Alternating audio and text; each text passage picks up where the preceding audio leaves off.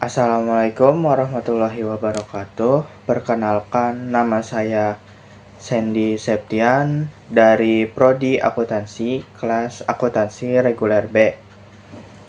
Pada video ini saya akan mereview materi syariah tentang apa itu syariah dan sumber hukum Islam. Materi ini penting karena menjadi dasar dalam memahami bagaimana aturan dalam Islam ditetapkan dan bisa diterapkan dalam kehidupan sehari-hari. Apa itu syariah? Syariah dapat dijelaskan baik secara bahasa maupun secara istilah. Secara bahasa, syariah berarti jalan.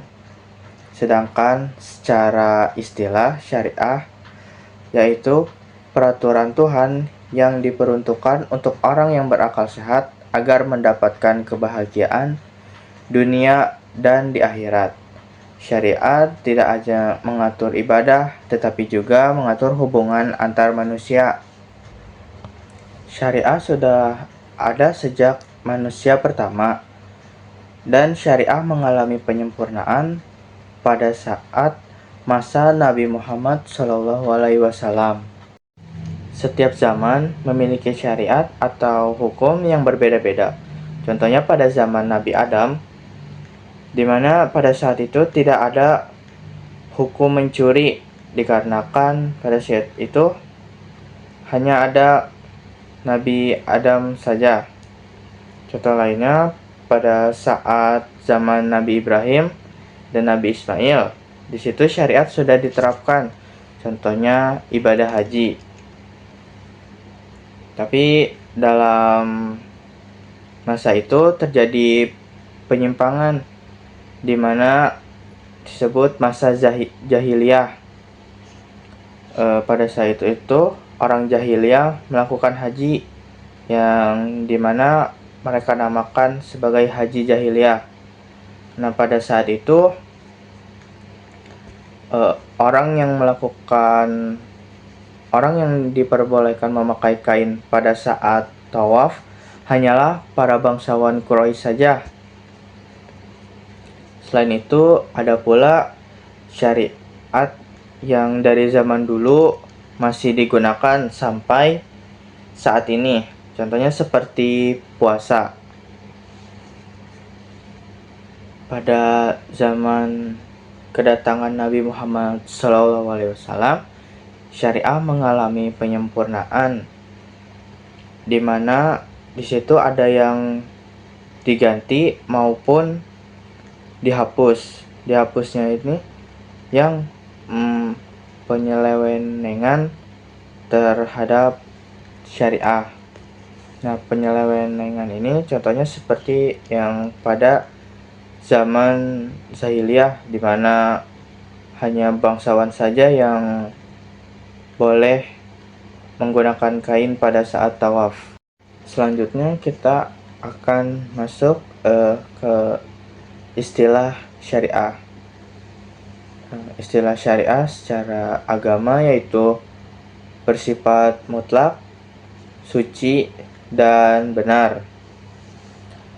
Contohnya seperti puasa dan sholat, itu menjadi kewajiban bagi umat muslim untuk dilaksanakan.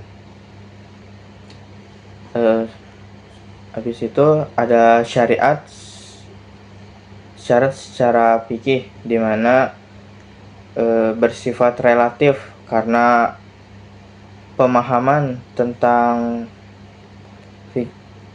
syariat itu orang berbeda-beda. Contohnya pada saat gerakan wudhu ataupun gerakan sholat, di mana syariah secara fikih itu berarti termasuk pemahaman manusia terhadap syariah, sehingga bisa berbeda-beda tergantung penafsiran ulama.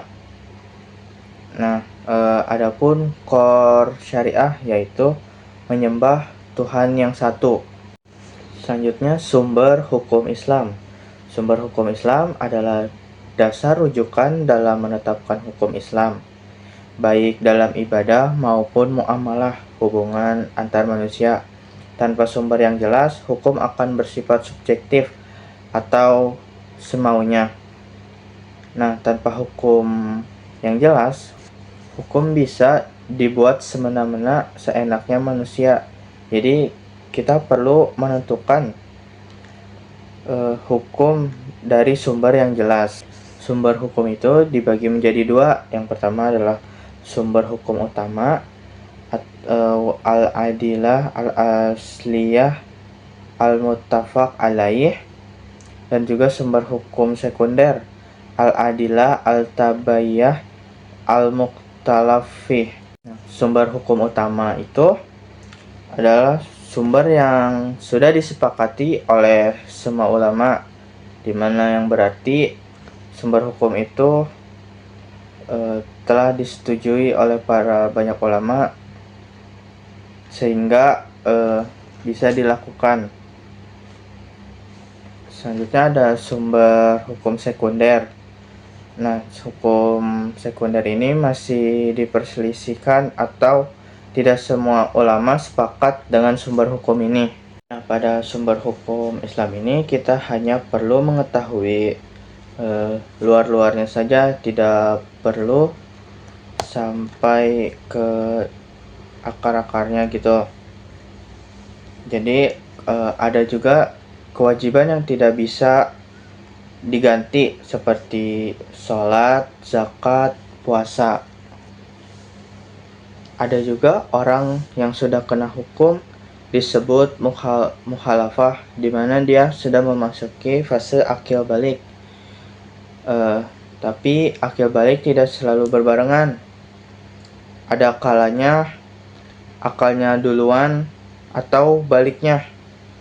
Selanjutnya ada macam-macam hukum Islam seperti wajib, sunnah, mubah, makruh, dan haram. Dimana wajib berarti harus dilakukan, karena jika tidak dilakukan mendapatkan dosa. Habis itu ada sunnah. Sunnah ini dianjurkan, jadi ketika kita melakukannya kita mendapatkan pahala, ketika kita tidak melakukannya kita tidak melakukan dosa. Selanjutnya ada mubah, dimana dia boleh dilakukan, boleh juga enggak. Nah, dia juga ketika kita melakukan kita tidak mendapatkan pahala, dan ketika kita tidak melakukan kita tidak mendapat dosa. Habis itu ada makruh. Makruh ini sebaiknya ditinggalkan. Yang terakhir ada haram, dimana ini sangat dilarang, sebaiknya dihindarkan, karena jika kita melakukannya kita akan mendapatkan dosa. Selanjutnya masuk ke sumber hukum Islam utama. Di sini saya akan menjelaskan yang Al-Quran dan Sunnah. Sebenarnya sumber hukum Islam yang utama itu ada 4, yaitu Al-Quran, Sunnah, Ijma, dan Qiyas. Tapi pada kesempatan kali ini saya akan menjelaskan tentang yang Al-Quran dan Sunnah, di mana Al-Quran adalah yang diturunkan oleh Allah Subhanahu wa Ta'ala kepada Nabi Muhammad SAW melalui malaikat Jibril sebagai pedoman hidup bagi manusia. Nah, dalam Al-Quran terdapat berbagai aturan, baik yang berkaitan dengan ibadah seperti sholat dan puasa, maupun aturan kehidupan sosial seperti berbuat adil, jujur, dan larangan melakukan perbuatan yang merugikan orang lain. Selanjutnya adalah sunnah, di mana pengertian sunnah adalah apapun yang disandarkan kepada Nabi, baik perkataan, perbuatan, ketetapan, dan sifat.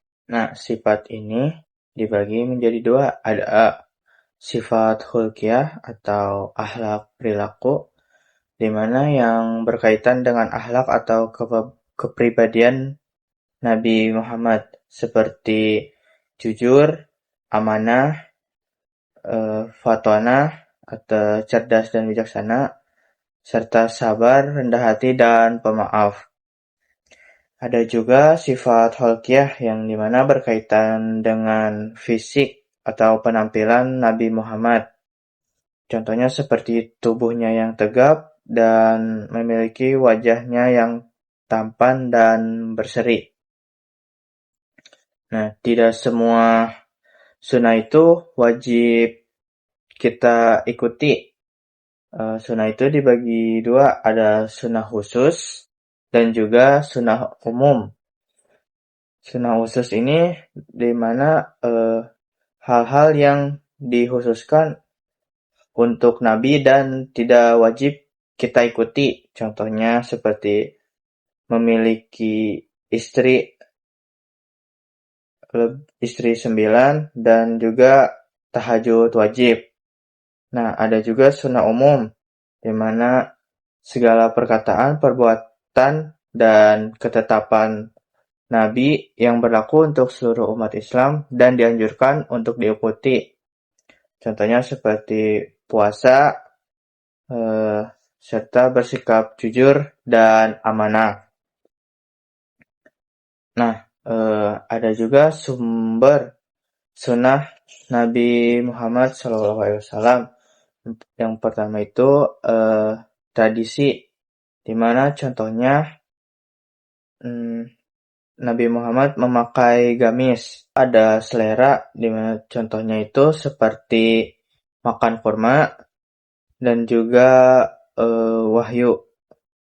Ini bisa bersifat perintah maupun larangan.